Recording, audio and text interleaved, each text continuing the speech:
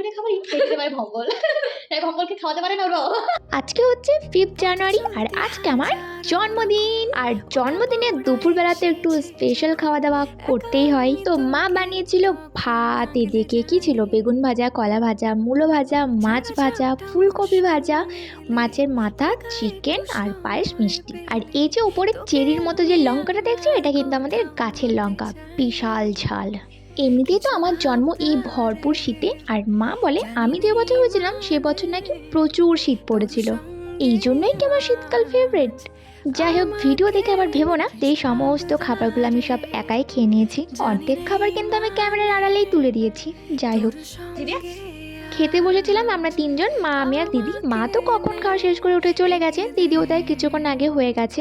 আর আমি 3টে বেজে গেছে, এখনো খাওয়া শেষই হয়নি। তো চলো, বাই।